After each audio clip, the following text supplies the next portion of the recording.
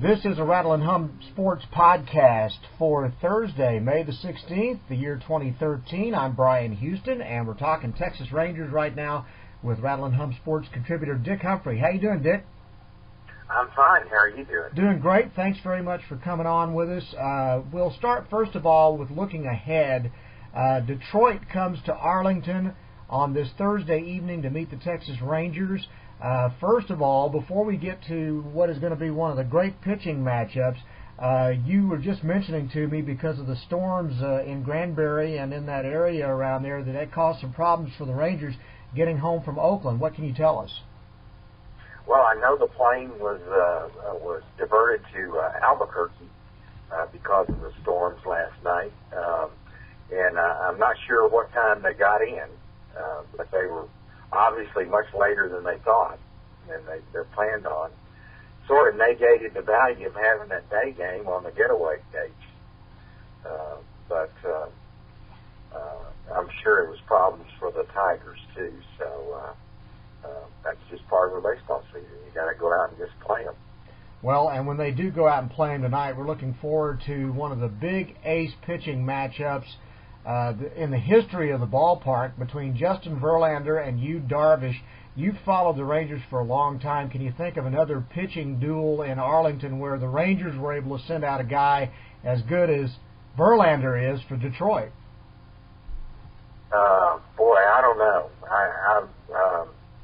I've stretched my mind at that. I mean, you know, Ferguson Jenkins was here in the 70s, and you know, knowing Ryan was here, and I don't want to take anything away, he was a magnificent pitcher, but it was the last 5 years of his career. It wasn't the heart of that career. But this is a really tremendous matchup, and just a tremendous series, I think, for the whole weekend. Detroit's leading the Central. They have 22 wins. The Rangers have the most wins in baseball at 26. In terms of the staff ERAs, the Rangers are first in the American League, and the Tigers are second at 344 and 347. And in terms of hitting and batting average, the Tigers are first and the Rangers are third. And the Rangers are also tied with two other teams with 53 home runs for the most for the Major League lead. So, you know, I know people were worried about the offense, and I'm one of them. In fact, I still am. But boy, the results are there so far. Boy, no kidding. It's a really good-looking team. Well, and then they're on pace to win 104 games. Can you imagine? Who would have thought that back when Michael Young and Josh Hamilton and Napoli and all these guys were leaving, that this team may actually be a bigger winner than those teams were? Well, and you know, you named three key players, but Coach Iwahara and Mike Adams out of the bullpen are gone too, and Colby Lewis and Matt Harrison are on the disabled list. I mean, that's a whole bunch of firepower and pitching power to be losing. And it's interesting, you know, I know they tried for Greinke. I know they tried to make a trade for James Shields, and they ended up going with these homegrown players. And like I said, they're leading the American League in ERA. But really and truly, I think Joe Nathan is the only pitcher on this roster that has ever pitched for any other organization. That's incredible. And that speaks so well for the organization that the Rangers have built under Nolan Ryan and John Daniels.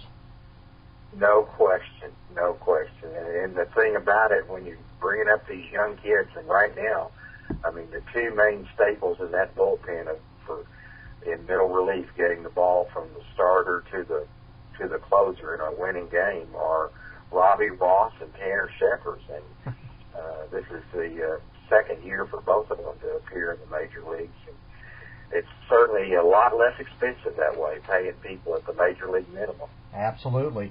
Back to the Verlander-Darvish matchup. Verlander led the league in strikeouts last year, but right now he's on a ratio of 57 strikeouts and 51 in the third innings. Yu Darvish's strikeout ratio per innings is just ridiculous. 80 strikeouts over 52 and two-third innings. I mean, can he keep this up? You know, when you were watching, I think he had 7 in his last start, and you thought, what's wrong with this guy? I mean, you just routinely expect him to turn in a double-digit strikeout total. He's got so many pitches and such good movement and such velocity on the fastball. I mean, I don't see any reason why he can't keep it up. Here, just a nitpick, okay, because Nolan Ryan, for instance, said just a couple of days ago, maybe in the last 24 hours, I read that he said that he felt like Yu Darvish has the best slider in baseball. If you could find one thing to criticize about Yu Darvish, a young pitcher that he is, something that he needs to work on, what would it be? Yeah, maybe some better efficiency with his pitches, but some of it, you know, of course, it's by nature when you strike out a lot of people, you're going to have higher pitch counts. It only takes 1 pitch to get a guy out. It takes at least 3 to strike him out. But sometimes in these games, like he had 127 pitches to complete 7 innings against Boston, and you'd like to see a little better ratio than that. But boy, and I tell you what, the other thing that you just can't put a finger on is this guy is really competitive out there on the mound. He is really a fierce competitor, and you can see it spreading to the rest of the team. I mean, the Rangers feel like they're going to win a game when he's out there pitching. So he truly is becoming an ace, if he isn't already. I think there's no question about it. All right. Now let's talk about the events of recent days. Remember when the Rangers couldn't win a game in Oakland? Yes. 3 of them in particular in last season that cost them a pennant. Well, they finally have found a way to get that turned around. They took 2 out of 3 just here in the last 3 days from the A's. They go to 26-14. They're 12 games above 500 and 7 games up over the A's in the AL West right now. How big in the big picture was this series for the Rangers? Well, I think one win would have done what they needed to do, but 2 wins is especially Monday night's game. The one they lost was sort of a clunker. I mean, Mitch Moreland hit a home run in the 2nd inning, and they mustered 6 singles to go with that for the offense. I mean, just nothing going. And to come back and win those 2, and particularly coming back late on the Tuesday game and then winning it in extra innings, really gave them some momentum. And you know, they didn't pitch Darvish in the series. Of course, Matt Harrison's on the disabled list, as is Colby Lewis, and you still managed to get 2 out of 3 against your last year's division champion. Well, Agondo pitched a great game yesterday. For the 6 innings he was in, he allowed 2 runs, 4 hits, struck out 3. So he's starting to really assert himself in the rotation. And I guess really the only negative of the 3-game series is Justin Grimm continues to struggle a bit here. Well, and he was victimized, too, by some shoddy fielding that didn't help him. But, you know, you do have to pitch through that. If there is a concern on that rotation, it is Tepish and Grimm. It looked good in April when they finished 1st and 2nd in the American League Rookie of the Month voting. But the Rangers are 1-5 in their last 6 starts, 3 each. And 1 win may not count because it was over the Astros. So there's got to be some concern there. But Colby Lewis is coming along with his minor league rehabs, and he may be just a couple of weeks away from joining the team. So he may have 1 replacement there anyway. Yeah, the timing would be perfect for him to come back just about now when it looks like these young guys are having a hard time going through the 2nd month here.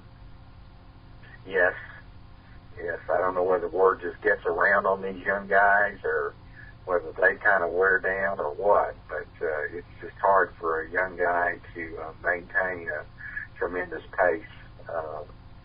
But you know, both of them have done extremely well. There's no doubt about it. And, you know, the pitch is just the backbone. That's why the Rangers have the best record in baseball, and has been this pitching staff. So. Are you surprised by the way Ogando is pitching, considering how rugged his spring training was? No, I've always liked Ogando, and I really thought they made a mistake last year when they took him out of the rotation. And I know there were other teams that just looked at the Rangers and said, "Are you crazy to take?" He was won 13 games, and his ERA was somewhere around 3.5 that first year, and why you wouldn't want to keep a starter in your rotation to build on that performance, and it just was confusing the other teams, and who knows, maybe in retrospect that might have cost them the pennant not having him in the rotation last year, but. They did it. It's over and done with, and Ogando's back, and he's certainly struggled at times, but I do feel like he's getting better. He yesterday in the series finale, he had some breaking pitches that he slowed down to below 80 miles an hour, was a sharp contrast to his 95, sometimes 95 plus fastball. So he seems to. And he seemed to have better command. When he's had troubles this year, it's been command pops. Yesterday, it seemed like he had better command. So hopefully that situation's improving. But on the other hand, he's made 9 starts, and 5 of them have been quality starts. He's got a 4-2 record and a 3.08 ERA, and those are good numbers. How surprised are you by the way Mitch Moreland is playing here recently, batting .370 now since May 3rd, 6 home runs in a 12-game stretch? You know, I was listening before the season to Eric Nadel one time, and he said on the offense he thought Mitch Moreland was the key to the success of this team. And it's interesting, Moreland struggled so mightily the first month, and we were all concerned about the offense, and now Moreland's really tearing the cover off the ball, and everybody feels a whole lot better about the offense. So he's certainly made a huge difference, and he's a player that the Rangers felt could be a consistent hitter that would compete for batting championships, that could hit 20 to 30 home runs, and he certainly has made a difference on this road trip. It looks, too, like Adrian Beltre is finally starting to find his stroke and get his RBI numbers up again after it looked like it was going to be he had a horrible April. No question about it. He's the only player on the team to have a 4-hit game this year. He's done it twice. No one else has done it. But he does look like he's coming back with consistency. And you have to wonder if maybe there's some help there. I still think there was problems with his particularly with his knee from late last year, and so I'm sure the health has something to do with it. But I mean, a lot of people are starting to click now. Elvis Andrus is another one that struggled early in the year. That's been hitting the ball real well. So it's suddenly looking like a very good offense. Yeah, and then you talk about that, and Nelson Cruz with his 3-run home run yesterday, and now up to 32 RBIs, and he makes a huge catch that saves a couple of runs. He's playing great baseball right now. He does. He's often criticized for his defense, but he does throw extremely well, and he does hustle, and that was certainly a good hustle play on that really remarkable catch, diving in right center field to his right to save at least 2 runs on that play, and who knows how many more would have scored if that one fell in and third out of the inning, and certainly bailed Ogando out of a difficult situation. Okay, so with Detroit coming in now, the Rangers have a 7-game home stand here and an opportunity to open up even more room. What's the latest that you hear, first of all, on A.J. Przinsky? Any sign of when he might be coming back? Well, he's eligible to come off the disabled list on Tuesday, and he probably will.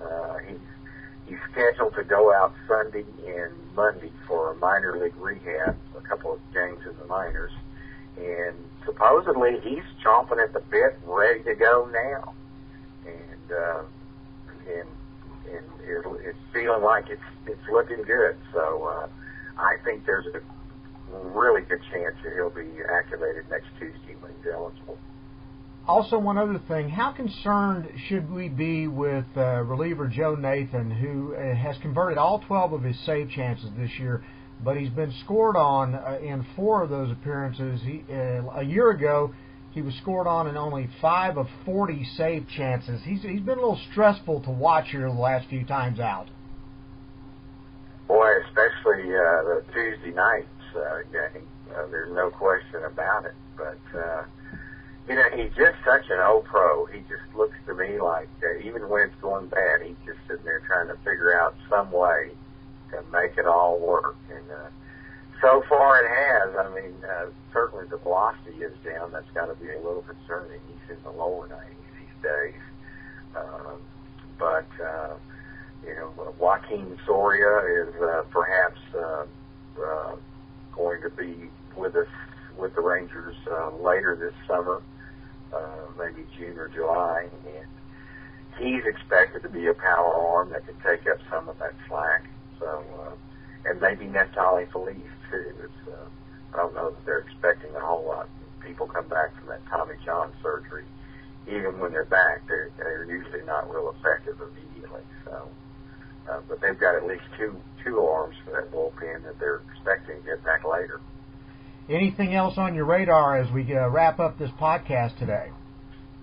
I'm just really excited about this weekend and the Tigers being here. I think it's a marvelous matchup, and I know they were just about sold out. I think they had less than 2,000 tickets for the Saturday game, and Sunday's game's on ESPN, so I'm not sure it'll sell out being a night game instead of a day game, but they'll have some really nice crowds out there this weekend. Certainly, probably around 175,000 wow. for the 4-game series. Not bad for a place that's not a baseball town, right? That's what some experts tell me. What's coming up on Rattle and Hum Sports that we need to watch out for? Well, of course, the Byron Nelson golf tournament's in town this week, and I would suspect that there will be a number of professional golfers at the Ranger game tonight, especially with Yu Darvish and Verlander pitching. So I'm sure we'll see a lot of them at that ballpark. So a big weekend with the Preakness. That there'll be a big crowd out at Lone Star Park to watch and bet on the Preakness, and so a couple of venues here for a lot of fans in the Dallas-Fort Worth area to watch sports. Outstanding. Dick, thanks very much for spending some time with us. We really appreciate it. We look forward to talking to you next time. Okay, well, thanks for having me. Yes, sir. Dic Humphrey covering the Texas Rangers for Rattle and Hum Sports. This is a Rattle and Hum Sports podcast. I'm Bryan Houston. Thanks very much for listening. We'll talk to you next time.